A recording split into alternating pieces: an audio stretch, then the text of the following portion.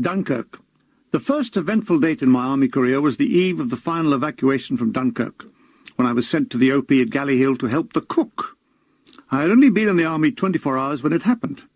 Each news bulletin from the BBC told an increasingly depressing story.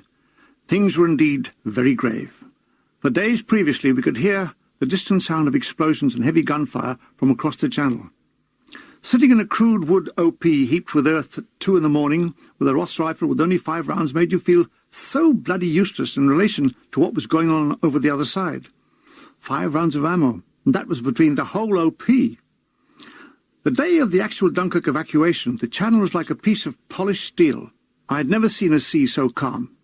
One would say it was miraculous.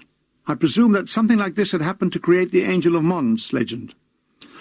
That afternoon, Bombardier Andrews and I went down for a swim.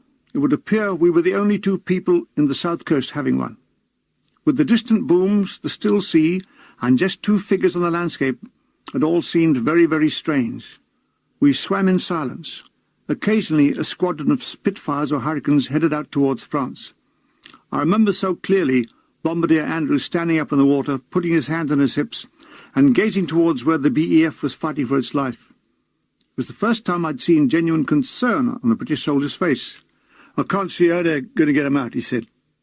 We sat in the warm water for a while. We felt so helpless. Next day the news of the small armada came through on the afternoon news. As the immensity of the defeat became apparent, somehow the evacuation turned into a strange victory. I don't think the nation ever reached such a feeling of solidarity as in that week at any other time during the war.